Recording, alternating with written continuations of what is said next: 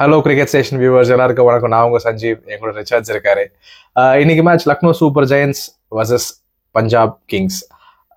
நான் ஆக்சுவலி நினைச்சேன் ரிச்சார்ட்ஸ் இன்னைக்கு வந்து கொஞ்சம் யாரும் கண்டுக்காத மேட்ச், ஆனா வந்து கொஞ்சம் க்ளோஸா போவோம், ஏன் சூப்பர் ஓவர் கூட போவோம்லாம் எதிர்பார்த்தேன். ஆனா பாத்தீங்கன்னா ஒன் சைடடாவே தான் முடிஞ்சதுன்னு சொல்லலாம். ஃபர்ஸ்ட் அவங்க அடிச்ச ஸ்கோருக்கு அப்படி எதிர்பார்க்கல. பட் உங்க டீம், அதாவது நம்ம ரிச்சர்ட்ஸோட ஃபேவரட்டான டீம், அவரோட டீம் பஞ்சாப் கிங்ஸ் வந்து கம்ஃபர்டபுளா ஜெயிச்சிருக்காங்க. மக்களின் கேப்டன் திரும்ப தியாகம் பண்ண நினைச்சாரு அவரோட 50, ஆனாலும் கடைசியா அடிச்சிட்டாரு. இந்த மாதிரி பல கேள்விகள் இருக்கு. ரிச்சர்ட்ஸ், ஃபர்ஸ்ட் பிச் கண்டிஷன் எப்படி? இது வந்து அடிச்சது பார் ஸ்கோரா 170? அப்படியே நீங்க அந்த 11 பத்தியும் பேசுறீங்க. பொதுவாக வந்து பார்த்தீங்கன்னா இந்த லக்னோ ஏகனா ஸ்டேடியத்தில் வந்து இந்த 169 தான் இங்கே ஒரு பாஸ் ஸ்கோராக இருந்துச்சு. ஆனால் இன்னைக்கு இருக்க விக்கெட்டை வந்து பார்த்தீங்கன்னா அவங்களே வந்து ஒரு 185 இருந்தால் பரவாயில்ல அப்படின்னு தான் ஃபீல் பண்ணாங்க. ஸோ ஒரு 185 190 அப்படிங்கிறதுக்கு போகிறதுக்கான ஒரு ஸ்கோர் இங்கே தேவையாக இருந்துச்சு. ஆனால் அவங்களால அதை போக முடியல. ரெண்டாவது பிளேயிங் லெவன் அப்படின்னு பார்க்குறப்ப லக்னோ வந்து பெருசாக பிளேயிங் லெவனில் எதுவும் பண்ண முடியாதுங்க. அவங்க பெஸ்ட்டாக பண்ண முடிஞ்ச பிளேயிங் லெவனே இப்போதைக்கு இதுதான். வேற எதுவும் அவங்க செய்ய முடியாது. அவங்க ஃபுல் அண்ட் ஃபுல்லா எங்க பவுலிங் யூனிட் ஹாஸ்பிட்டல்ல இருக்கு. ஸோ நாங்க எங்க பேட்டிங் யூனிட்டை ஸ்ட்ரென்த் பண்ணிட்டு நாங்க எங்க பவுலர்ஸை காப்பாத்துறதுக்கு என்ன செய்யறோமோ செய்யறோம். நாங்க ஒரு எவ்வளவு ஸ்கோர் அடிச்சாலும் நாங்க அடிக்கிறோம், இல்லைன்னா எங்க பவுலர்ஸ் போடுற அளவுக்கு நாங்க ஸ்கோர் அடிக்கிறோம் அப்படிங்கறதா அவங்களுடைய ஸ்ட்ராட்டஜியா இருக்கு. இந்த பக்கம் நீங்க பாத்தீங்கன்னா இன்னைக்கு என்ன செஞ்சாங்கன்னா பஞ்சாப் வந்து ரொம்ப அருமையா வந்தாங்க. இப்போ இந்த ஏகனா ஸ்டேடியத்துக்கு வரப்போ அவங்களுக்கு என்னன்னா நல்லா பவர் பிளேல ஒரு 145 வேலை போடக்கூடிய ஒரு ஃபாஸ்ட் பவுலர் வேணும். ஸோ அவங்க அதுக்கு தான் பெர்கூஷனை வச்சிருக்காங்க. ஸ்ட்ரைட்டா அசமதுல்லா முகமது சாயை வந்து வெளியே தூக்கிட்டு பெர்கூஷனை கொண்டு வந்துட்டாங்க. அட் த சேம் டைம் பார்த்தீங்கன்னா அசமதுல்லா முகமது சாய் வந்து ஒரு ஆல்ரவுண்டர். அப்போ பேட்டிங் டெப்த்தும் கம்மியாயிடக்கூடாதுன்ட்டு என்ன பண்ணாங்கன்னு பார்த்தீங்கன்னா போன மேட்ச்ல கலக்குன ஜெயிக்க வச்ச வைசாக் விஜயகுமாரை ஒரு சேஃப்டிக்கு இம்பாக்ட் பிளேயர்ல வச்சுக்கிட்டு நெகேல்வெதரையும் வச்சுக்கிட்டாங்க. ஒன்ஸ் எங்கேயாவது நம்ம ஓவரா அடி வாங்கினா அவரை உள்ள கொண்டு வரலாம், இல்ல நம்ம இருக்கிற பவுலர்ஸ் வந்து கரெக்டான பவுலர்ஸ் தான், இவங்களை வச்சு முடிச்சுட்டா நம்ம நெகேல்வெதராவை கொண்டு வந்து விளையாடிக்கலாம் பேட்டிங்ல அப்படிங்கிற மாதிரி ஒரு ஸ்ட்ராட்டஜி போட்டிருந்தாங்க. இந்த அளவுக்கு ஸ்ட்ராட்டஜி பண்ற அளவுக்கு எக்கச்சக்க பிளேயர்ஸை ரிக்கி பாண்டிங் வாங்கி உள்ள தள்ளியிருக்காரு. கரெக்ட். ஸோ அதனால அவங்களுக்கு வந்து அந்த குஷன் இருக்கு, எப்படி வேணாலும் மாத்திக்கலாம் அப்படிங்கிற மாதிரி இன்னைக்கு அதை காட்டினாங்க. அடுத்து ஓவராலா பஞ்சாப் வந்து வர்றப்பே ஒரு நல்ல செட்டிங்ல தான் வந்தாங்க சார். ஓகே ரிச்சர்ட்ஸ், இப்போ நம்ம ஃபர்ஸ்ட் இன்னிங்ஸ் நேராக போயிடுவோம். முதல்ல சில விக்கெட்டுகளை ஹர்ஷ்தீப், அதுக்கப்புறம் வந்து நம்ம இவர்கிட்டலாம் நிறைய விக்கெட்லாம் கொடுத்தாங்க, ஃபெர்கியூசன் கிட்டலாம்.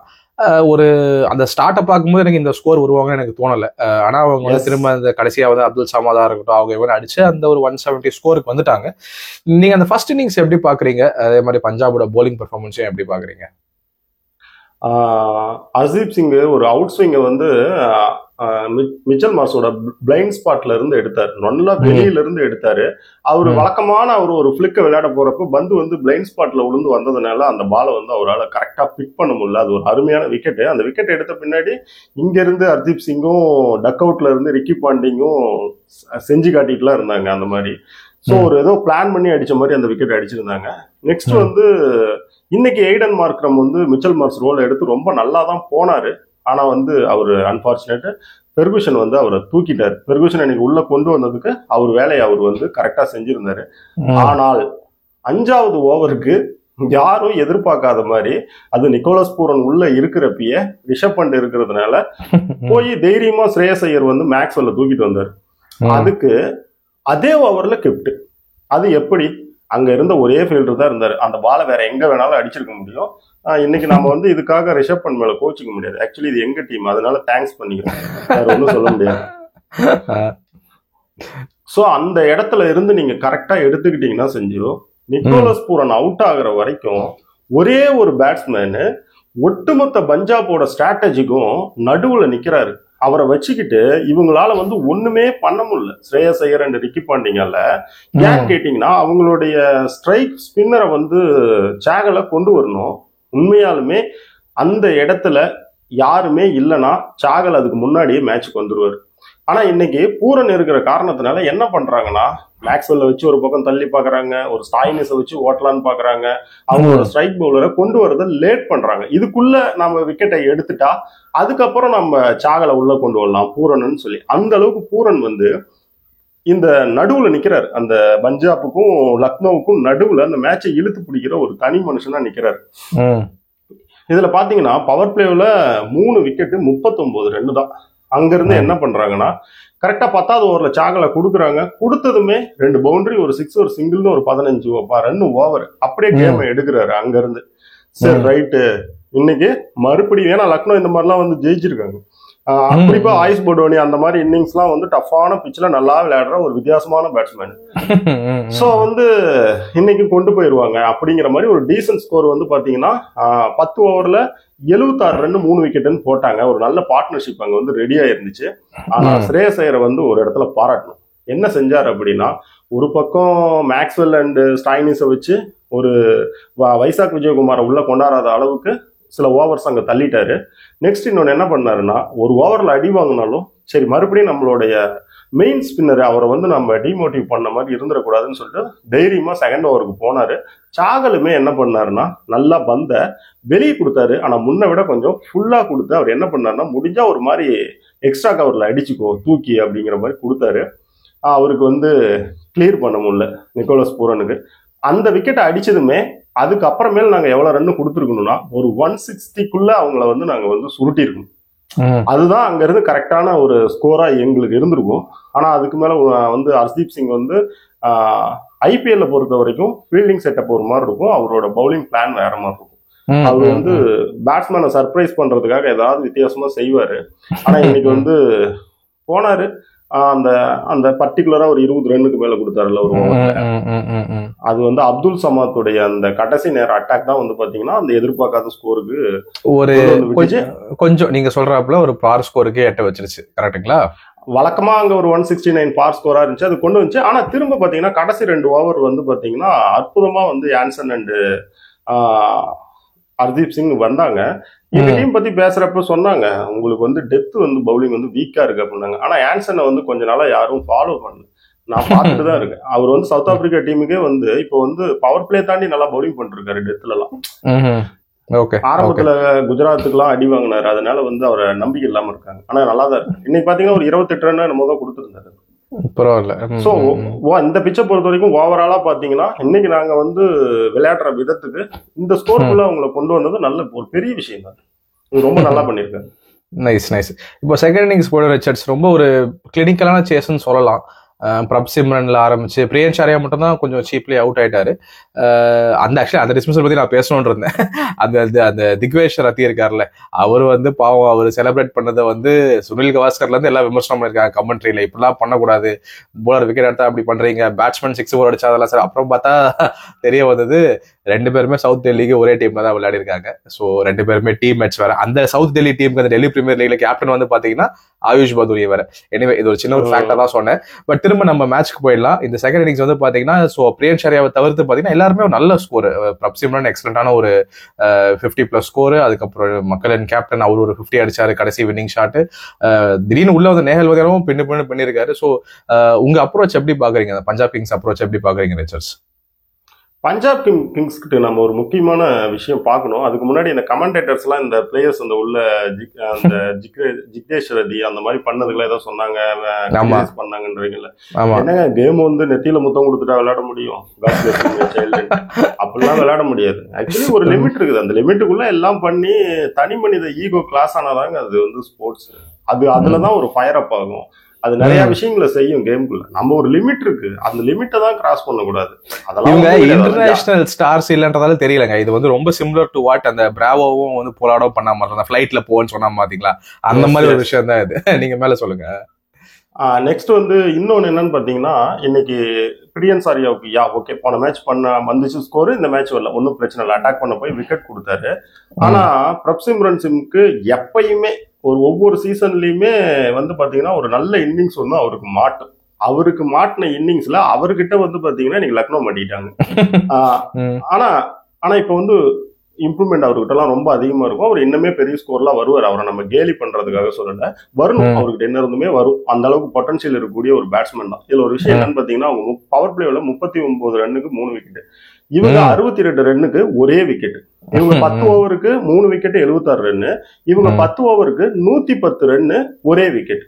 அப்ப கரெக்டா ஒரு மேட்சை வந்து நம்ம எப்ப முடியுதுன்னு பாத்தீங்கன்னா, இன்னைக்கு 17வது ஓவர்ல முடியுதுன்னா அப்ப மேட்ச் முடியல, 10வது ஓவர்லயே முடிஞ்சிருச்சு ஆக்சுவலி. ஏன்னு கேட்டீங்கன்னா நீங்க 110 ரன் அங்கேயே எடுத்துட்டீங்கன்னா மீதி அடிக்க வேண்டிய ரன் எவ்வளவு இருக்கு, விக்கெட் எவ்வளவு இருக்கு, பால்ஸ் எவ்வளவு இருக்குன்னு நீங்க பாக்குறப்ப அந்த ரன்னை இந்த டீம் அடிக்காமையா தோக்க போறாங்க? அது ஒண்ணும் கிடையாது. ஸோ வந்து 10வது ஓவர்லயே பஞ்சாப்பை வந்து அந்த மேட்சை எடுத்துக்க வச்சுட்டாரு பிரப்சிங் சிங். 34 பாலுக்கு 69 ரன்னு, 200க்கு மேல ஸ்ட்ரைக் ரேட்டு, 9 பவுண்டரி 3 சிக்ஸர் வச்சு பொழந்துட்டாரு மனுஷன். இதுல ஒண்ணு என்னன்னு பாத்தீங்கன்னா அவங்களும் பவுன்சர் போட்டு புல் ஷாட் அடியான்னு கெஞ்சிட்டு இருக்காங்க. ஆனா பட் வந்து தேர்ட் மேனை தூக்கி உள்ள வச்சதுனால அவர் என்ன பண்றாருன்னா சீவிட்டு இருக்காரு அப்பர் கட்ல. முதல் ஓவருக்கு அடுத்து ஷர்துல் தாக்கூர் கிட்ட ஏன் ஓவருக்கே போகலன்னா முதல் ஓவர்லயே வந்து ரிஷப் பண்ட் வந்து ஷர்துல் தாக்கூர் மேல செம்ம கடுப்பாயிட்டாப்ல. என்னன்னா தேர்ட் மேனை தூக்கி உள்ள வச்சுட்டு நல்லா பந்த வந்து 5th ஸ்டெம்ப்ல நீங்க ஒரு பவுன்சர் போட்டீங்கன்னா என்ன ஆகும்? கட் பண்ண அவர் ஒரு அப்பர் கட் ஆடினாரு தான் பண்ணுவாங்க. அது எடுத்ததுமே சொன்னாரு ரிஷப் பண்ட் வந்து இல்ல நீ இந்த மாதிரி ஒரு பந்து போட்டிருக்கவே கூடாதுன்னு கையாட்டியே சொன்னாரு ஷர்துல் தாக்கூர் கிட்ட. அதுல உண்மையாலுமே அவர் காண்டாயிடுச்சு. என்னையா இப்படி ஒரு ஃபீல்டு பிளேஸ்மெண்ட்டுக்கு இப்படி ஒரு பந்து அனாவசியமா போடுறீங்க அப்படிங்கிற மாதிரி கமெண்டேட்டர்ல கூட சொன்னாங்க. ஏன் மறுபடியும் பவர் பிளேவில் அவருக்கு ஒரு ஓவர் தரலன்னு எப்படி தருவாப்ல? ஸோ அதனால தள்ள அந்த ஒரு இதுலயே நிறுத்திட்டு அப்புறம் ஜிக்வேஷ் அவரை கொண்டு வந்தாங்க. அதுக்கு பிரியன் சாரியா விக்கெட் கிடைச்சது. ஆனா இன்னைக்கு வந்து எப்படி சொல்றதுன்னா ஒரு கோல்டன் டச்ல ஸ்ரேயஸ் ஐயர் இருக்காரு. யார் அவுட் ஆனாலும் அவர் ஆக மாட்டாருங்கிற மாதிரி இருக்காரு. அந்த அந்த இதுல நீங்க பாத்தீங்கன்னா அவர் விக்கெட்டை மட்டும் வச்சிருக்கக்கூடிய ஒரு ஆள் கிடையாது. அவர் அட்டாக் பண்றாரு, ஃபுல் அண்ட் ஃபுல் அட்டாக் பண்றாரு. எல்லாமே கிளீன் ஸ்ட்ரைக். இன்னைக்கு சித்தார்த்த மணிமாறனை வந்து பாத்தீங்கன்னா எக்ஸ்ட்ரா கவர்ல ஒரு 6 அடிச்சாரு ஒரு இன்சைட் அவுட்ல. என்ன ஷாட் அது! அந்த மாதிரி அதே மாதிரி நீங்க ஒரு பவுன்ஸ் எல்லாம் வந்து கொடுத்தீங்கன்னா அந்தந்த பவுன்ஸ் வந்து என்னென்ன லைன்ல இருக்குதோ அந்தந்த திசைக்கு போயிட்டு இருக்கு. இன்னைக்கு நல்லா க்ளோஸா அவருடைய ஃப்ரண்ட் ஷோல்டருக்கு ஒண்ணு கொடுத்தாங்க, கரெக்டா கொடுத்தாங்க, தூக்கி கரெக்டா பைன் லெக்ல வச்சுட்டாரு. புரியுதுங்களா? இதுவே இன்னும் கொஞ்சம் எங்கேயாவது மாத்தி வச்சீங்கன்னா அது இன்னுமே லாங் லெக் பக்கம் கொடுப்பாரு, ஸ்கொயர் லெக் பக்கம் அடிக்கிறாரு. அதாவது என்னன்னா ஒரு புல் ஷாட்டை அவர் கரெக்டா பந்துக்கான மெரிட்ல எல்லா ஏரியாவிலயுமே அடிக்கிறாரு அந்த புல் ஷாட்டை. அந்த இன்சைட் அவுட் ஷாட் பத்தியே நான் பேசணும்னு இருந்தேன் ரிச்சர்ட்ஸ். நீங்க சொல்லிட்டு இருந்தீங்கல்ல முன்னாடிலாம் ஒரு சிப் பண்ணுவாரு, இப்ப அந்த ஃப்ளோ அழகா இருக்கு அப்படின்னு. சோ நிறைய டெக்னிக்கல் சேஞ்சஸும் இருக்கு ரிச்சர்ட். சொல்லுங்க, நீங்க சொன்னதான் சொல்லுங்க. கோல்டன் டச் அது வந்து பயங்கரமா இருக்காரு. அதனால வந்து என்னன்னு பாத்தீங்கன்னா அவர் ஒரு ஒன் டவுன் பேட்ஸ்மேனு. பட் வந்து பாத்தீங்கன்னா பெரும்பாலும் ஒரு பேச்சுக்கு இவங்க ஆடிட்டாங்க. பவர் பிளேவுக்கு வெளியில வந்து விளையாடணும்னா பவர் பிளேக்கு வெளியில இருக்கிற மிடில் ஓவர்ல எந்த டீம் நல்லா விளையாடுதோ அந்த டீம் தான் பெரும்பாலும் ஜெயிப்பாங்க. அப்போ பவர் பிளேவ்ல ஸ்கோர் பண்றதுக்கு உங்களுக்கு பேட்ஸ்மேன் வேணும். ஸ்ரேயஸ் ஐயர் மாதிரி ஸ்கில்லும் கன்சிடென்சியும் இருந்தா அதை விட உங்களுக்கு மிடில் ஓவர்ஸ்க்கு என்ன வேணும்? எதுவுமே தேவை கிடையாது. போன முறை நீங்க ஜிடி கூட ஜெயிச்ச மேட்ச்லயுமே நம்மளுடைய சாய் கிஷோர் வந்து செம்மையா ஒரு பிரேக் போட்டு விட்டுட்டாரு. அதை வந்து ரிலீஸ் பண்ணது யாருன்னு பாத்தீங்கன்னா மறுபடியும் உள்ள புகுந்து அதே சாய் கிஷோர் ஓவர்ல 2 6 அடிச்சு ஸ்ரேயஸ் ஐயர் தான் அதை வந்து அந்த லாக்கை எடுத்து மறுபடியும் அந்த ரன் ரேட்டை மேல எடுத்துட்டு போறாரு. ஸோ அந்த அளவுக்கு வந்து பாத்தீங்கன்னா ஸ்ரேயஸ் ஐயர் வந்து ரொம்ப அக்ரெசிவாவும் இருக்காரு. சேம் டைம் வந்து பாத்தீங்கன்னா ஒரு ஷாட்லாம் வந்து அப்படி தெளிவா இருக்கு, கிளியரா இருக்கு. அதனால வந்து அது எப்படி சொல்லணும்னா இதெல்லாம் ஒரு கோல்டன் டச்ல இருக்காரு அவரு. ஸோ வந்து எங்கள் கேப்டன், மக்களின் கேப்டன் கலக்கிட்டாரு. ஒரு பக்கம் பிரப்சிம்ரன் சிங், இன்னொரு பக்கம் ஸ்ரேயஸ் ஐயர். அதே மாதிரி நெகேல்வதராவும் பாத்தீங்கன்னா ஏற்கனவே பாத்தீங்கன்னா அவர் ஒரு மாதிரிங்க அந்த பையன் வந்து போராடுவாப்புல. நம்ம மும்பை இந்தியன்ஸ்லயே இருக்கிறப்ப பாத்தீங்கன்னா அவருக்கு முன்னாடி பெரிய பெரிய புலிங்கெல்லாம் இருக்கும். இவர் கையில பேட்டை கொடுத்து இவர் உள்ள வந்தாருன்னா அவங்க தான் ஏமாத்திட்டு போன சமயத்துல கூட இவர் தனியா சிங்கிளெல்லாம் விளையாடி இருக்காரு. ஒரு 40+ அந்த மாதிரிலாம் அடிப்பாரு உள்ள வந்தாருன்னா. இன்னைக்கு அப்படி ஒரு இன்னிங்ஸ் தான் ஆடி கட்டினாரு.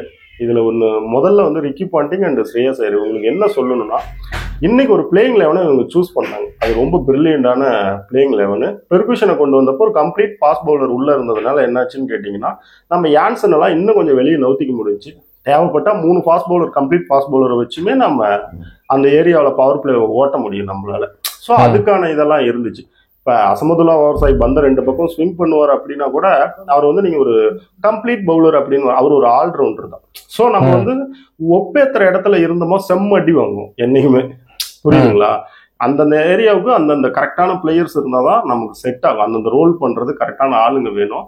அது வந்து இன்னைக்கு வந்து கரெக்டா பெர்குஷனை உள்ள கொண்டு வந்து இன்னொரு பக்கம் வைசாக் விஜயகுமாரை வெளியே வச்சு ஒரு பேட்டிங் ஒரு ஸ்ட்ரென்த் அங்கே குறையிறப்ப அதை நெகேல்வதரா மூலம் கம்ப்ளீட் பண்ணியிருக்காங்க. அசமதுல்லா ஓவர்சாய்க்கு பதிலாக பேட்டிங்ல நீங்க நெகேல்வதரை நீங்க கம்பேர் பண்ணீங்கன்னா இந்தியன் கண்டிஷன்ல ஸ்பின் எல்லாம் அட்டாக் பண்றதுக்கு பையன் வந்து பயங்கரமான ஆள் இல்ல. கண்டிப்பா. ஸோ வந்து எங்களுக்கு வந்து அவர் லெஃப்ட் ஹேண்டா இருக்கிறதுனால அதுவும் ஒரு பிளஸ். ஏன்னா எங்களுக்கு பிரியன் சாரியா மட்டும்தான் மேல லெஃப்ட் ஹேண்ட் இருக்காரு. இப்ப நெகேல்வதா இருக்கிறப்ப இந்த மாதிரி ஒரு நம்பர் 4க்கு அனுப்புறப்ப அது இன்னுமே வந்து மிடில் வந்து இந்த left hand orthodox and leg spin attack பண்ணி விளையாடுறது கொஞ்சம் ஹெல்ப்பா இருக்கும். ஒரு அருமையா தேவைக்கு தகுந்த மாதிரி ஒரு அருமையான பிளேயிங் லெவன் செட் பண்ற அளவுக்கு மெகா ஏலத்துல மிச்சம் தின்னாம வேலை பார்த்திருக்காங்க. கண்டிப்பா ரிச்சர்ட்ஸ். நிறைய பிரமாதமான விஷயங்கள்லாம் இன்னைக்கு மேட்ச் நடந்தது. நீங்க சொன்ன மாதிரி வந்து ஸ்ரேயஸ் ஐயரோட அந்த ஒரு செகண்ட் கமிங் ஆர் ஸ்ரேயஸ் ஐயர் 2.0 நம்ம என்ன வேணா கூப்பிடலாம். அது வந்து எந்த அளவுக்கு இப்போ ரீச் ஆயிருக்குன்னா, மும்பைக்கு அவ்வளோ வின் பண்ணிட்டாரு, கேகேஆர் கூட வின் பண்ணிட்டாரு. இப்போ இதையும் அடிச்சிட்டாருன்னா வந்து ரொம்ப ஸ்ட்ராங் கண்டெண்டரா இருப்பார்னு நினைக்கிறேன். ஒயிட் பால் கேப்டன்சி இந்தியாவுக்கு வந்து அவருக்கு கொடுத்தாகணும்னு சொல்லிட்டு பல தரப்புல வந்து அதுக்குள்ள வந்து பேச ஆரம்பிச்சிட்டாங்க. ஸோ இந்த மாதிரி நிறைய பேர் நிறைய பேசுறாங்க. அதனால என்ன நடக்க போகுதுன்னு பொறுத்திருந்து பார்ப்போம். ரிச்சர்ட்ஸ், இன்னைக்கு உங்களுக்கு கோலாகலம் தான், கொண்டாட்டம் தான். ஸோ பஞ்சாபுக்கு எப்படி கப்பை எழுதி வச்சிடலாமா இந்த வருஷம்? என்ன நினைக்கிறீங்க? அதாவதுங்க ஐபிஎல்ல பொறுத்த வரைக்கும் நீங்க பிளே ஆஃப்ஸை டார்கெட் பண்ணணும், ஓகேங்களா? அதுக்கு மேல நடக்கிறதுலாம் அங்கங்க இருந்து சிங்கிள் மேட்சா நம்ம போறோம். போற போக்க பார்த்தா வந்து உங்களுக்கும் ஆர்சிபிக்கு வந்து போட்டியே இருக்கும் போல. பொறுத்திருந்தா பாக்குறோம். இவ்வளவு பெரிய டோர்னமெண்ட்ல இப்பயே சொல்ல முடியாது. கண்டிப்பா. ஓகே ரிச்சர்ட்ஸ், இன்னைக்கு அனாலிசிஸ்லாம் ரொம்ப நன்றி. நம்ம ஃபர்தரா வந்து இந்த 2 டீம்ஸ் எப்படி பண்றாங்கன்னு பொறுத்திருந்து பார்ப்போம். Thank you Richards. Thank you sir.